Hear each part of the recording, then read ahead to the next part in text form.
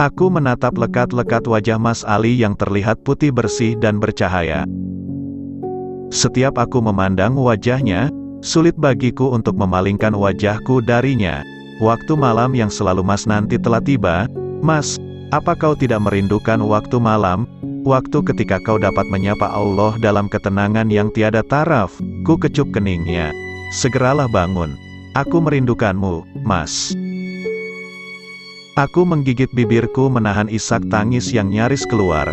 2 minggu sudah Mas Ali tertidur. Aku berharap kini ia hanya tertidur. Aku berharap esok ia akan bangun, memberikan senyuman manis seraya menyapa, "Pagi," itu sudah cukup bagiku. Ya Allah, berikanlah hamba kesabaran dan ketegaran dalam melewati ini semua. Setelah mengambil air wudhu, aku menggelar sajadah tepat di samping ranjang Mas Ali. Dalam ketenangan malam, ketika aku merasa dekat dengan Robku, segalanya kupasrahkan kepadanya. Dia yang lebih tahu mana yang paling baik untuk hambanya. Pagi telah menyapu malam. Segala harapan kembali ku rangkai. Aku berharap pagi ini aku mendapatkan sebuah kabar baik dari dokter yang menangani Mas Ali. Aku mempersiapkan segala keperluan Mas Ali. Sebaskom air hangat telah ku sediakan untuk mengelap tubuhnya. Mas, perlahan aku mulai mengelap wajahnya. Sudah lebih dari 2 minggu lebih aku melakukan ini. Namun, tanganku tidak bisa tenang saat mengelap wajahnya. Tanganku bergetar. Aku mulai bercerita, "Insya Allah hari ini Zidane akan datang kemari mengunjungi Mas." Zidane bilang hafalannya sudah banyak yang ingin ia setorkan pada Mas. Sepertinya 1 toples besar coklat tidak cukup untuk kau berikan pada Zidane saking banyaknya hafalannya. Sebisa mungkin aku bicara dengan nada ceria. Dan insya Allah, 1 minggu lagi Mas Danang akan melaksanakan pernikahan di Bandung.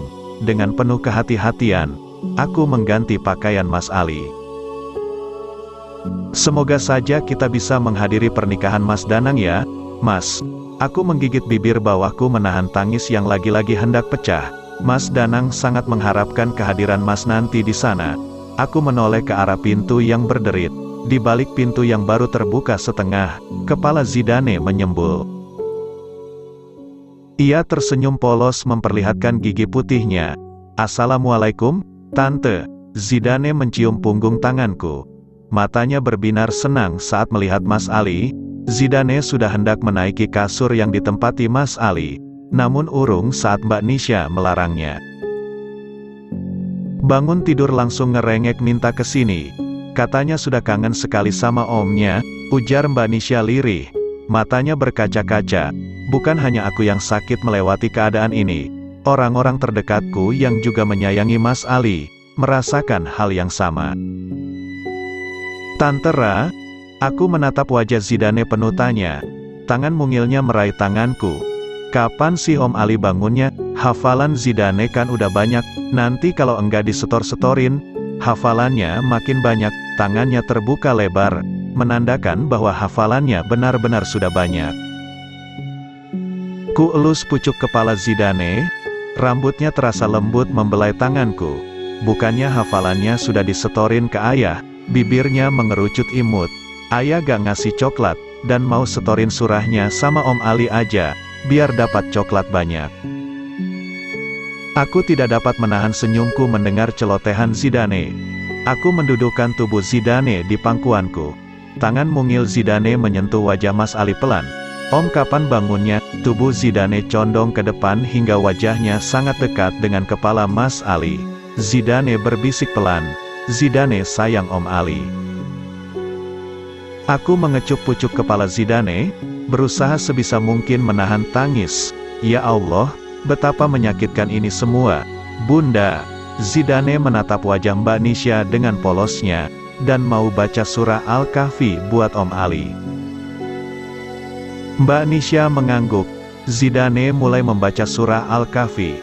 Bacaannya masih terbata-bata, menandakan kalau ia masih belum benar-benar menghafal surah tersebut, dan sengaja menghafal surah ini untuk Ali. Ucap Mbak Nisha pelan seraya memperhatikan Zidane yang terus membaca surah Al-Kahfi.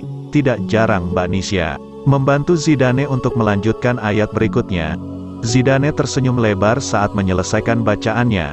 Nanti kalau Om Ali sudah bangun, pasti Zidane sudah lancar baca surah Al-Kahfinya, ucap Mbak Nisha seraya membelai pucuk kepala Zidane dengan sayang.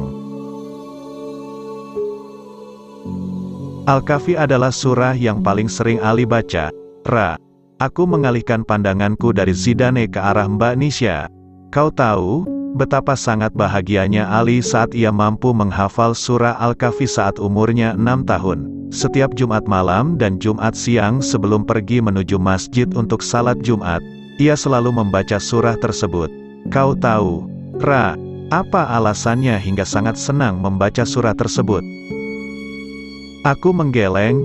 Aku memang tahu kalau surah Al-Kahfi adalah salah satu surah yang sering Mas Ali baca di dalam salatnya. Tapi, aku tidak tahu mengapa Mas Ali begitu suka membaca surah Al-Kahfi. Aku tidak tahu, Mbak. Karena itu adalah hafalan terakhir yang dapat Ali berikan pada kakek kami sebelum beliau wafat. Saat kecil Ali sangat malas menghafal Al-Quran. Ada saja alasannya untuk tidak menyetorkan hafalannya. Padahal Mama sudah mewajibkan aku dan Ali untuk menyetorkan hafalan minimal 5 ayat per harinya. Namun Ali selalu saja berkilah kalau 5 ayat itu terlalu banyak. Akhirnya, khusus untuk Ali, Mama memberikan keringanan. Ali hanya perlu menghafal 3 ayat per harinya, tapi tetap saja ia tidak bisa konsisten. Aku diam mendengarkan, hingga akhirnya kakek kami tinggal bersama kami di Jakarta. Aku tidak tahu saat itu kakek pakai jurus apa hingga Ali yang malas menghafal Al-Quran jadi sangat rajin. Bila dulu 3 ayat saja susah, namun setelah kedatangan kakek, Ali mampu secara rutin menghafal 10 ayat, bahkan lebih setiap harinya. Saat aku tanya apa alasannya, ia selalu berkata, rahasia. Rahasia? Sedari kecilkah Mas Ali senang menyimpan rahasia? Hingga kini pun, terlalu banyak rahasia yang ia simpan dariku. Hingga akhirnya, Mbak tahu apa yang membuat Ali rajin menghafal Al-Quran. Mata Mbak Nisha berkaca-kaca. Kakek selalu menceritakan kisah-kisah yang terkandung dalam setiap ayat yang hendak Ali hafalkan. Kakek pun senantiasa memberitahu Ali keutamaan setiap surah yang telah Ali hafal. Tanpa sepengetahuan Mama dan Papa, kakek secara diam-diam selalu memberikan mainan-mainan yang memang diinginkan oleh Ali setiap kali Ali berhasil menghafal satu surah. Dan kini, ia pun memakai cara yang sama dalam membujuk Zidane untuk rajin menghafal Al-Quran. Cerita tentang masa kecil Mas Ali terhenti saat waktu kunjungan telah habis. Zidane pun sudah terlihat bosan dan merengek ingin pulang. Om Al cepat bangun ya. Zidane mengecup pipi Ali. Ia pun mendaratkan sebuah ciuman di pipiku. Dan sayang tante, makasih sudah mau menemani Om Ali. Terkadang aku tidak habis pikir dengan setiap perkataan Zidane. Walaupun umurnya belum genap 4 tahun, setiap ucapan yang keluar dari bibir mungilnya terdengar begitu dewasa. Kurasa Zidane dewasa sebelum waktunya. Makasih banyak, Ra. Meski begitu banyak rasa sakit yang Ali berikan padamu, kau tetap setia berada di sampingnya. Mbak Nisha memelukku dengan erat. Ini sudah menjadi kewajibanku, Mbak, jawabku. Mbak Nisha tersenyum tulus. Cepat bangun, Dek, jangan kelamaan tidurnya. Kasihan Zahra kesepian, ucap Mbak Nisha seraya membelai pucuk kepala Mas Ali. Aku tidak mampu menahan senyumku saat melihat pemandangan yang tersaji. Mas Ali duduk bersila tepat di sampingku. Sudah salat malamnya? Tanyanya. Aku mengangguk. Kapan Mas bangun? Lah tidak menjawab pertanyaanku. Matanya menatap wajahku dengan intens. Sayang, panggilnya. Aku tidak mampu menyembunyikan pipiku yang kini merona merah.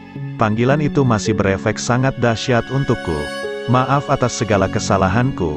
Allah saja Maha Pemaaf. Mas, betapa sombongnya kalau aku yang hanya hambanya tidak memberi maaf. Mas Ali tersenyum lebar. Tangannya terulur ke arahku. Aku menyambut tangan itu. Kenapa tangan Mas sangat dingin? Tanyaku merasakan telapak tangannya. Mas mau pergi? Ra, pergi kemana? Apakah aku boleh ikut? Mas Ali menggeleng. Kenapa aku tidak boleh ikut? Karena belum saatnya kau ikut. Aku memejamkan mata saat Mas Ali mendaratkan sebuah kecupan ringan di keningku. Lantunan surah Al-Kahfi mulai terdengar dari bibir Mas Ali. Ia terlihat sangat khusyuk saat membaca surah itu. Kenapa Mas begitu senang membaca surah Al-Kahfi? Tanyaku setelah ia menyelesaikan bacaannya. Rasulullah SAW bersabda kepada para sahabatnya, apakah kalian ingin aku perkenalkan sebuah surah yang dilepas oleh 70.000 malaikat tatkala diwahyukan dan keagungannya memenuhi langit dan bumi? Mereka pun berkata, iya. Rasulullah SAW bersabda, dialah surah Al-Kahfi. Barang siapa yang membacanya pada hari Jumat maka Allah SWT akan mengampuninya hingga Jumat berikutnya. Hanya ampunan dari Allah lah yang kini Mas harapkan. Tentu setiap manusia pasti mengharapkan ampunan dari Allah karena setiap manusia tidak ada yang luput dari dosa. Mas Ali kembali tersenyum. Senyumannya sungguh membuatku merasa tenang. Semoga kelak Allah mempertemukan kita di surganya. Terima kasih, atas keikhlasanmu mendampingiku. Mas sungguh mencintaimu dan semoga Allah meridhoi cinta kita. Aku tidak mengerti kenapa kini aku menangis terseduh-seduh. Apa yang terjadi padaku? Bukankah seharusnya aku merasa senang mendengar ungkapan cinta Mas Ali? Namun, hatiku terasa begitu sesak hingga rasanya sulit bagiku untuk menghirup udara. Mas sungguh mencintaimu. Selamat tinggal, bidadariku. Ketakutan meliputi hatiku saat sosok Mas Ali menghilang dari pandanganku. Ya Allah.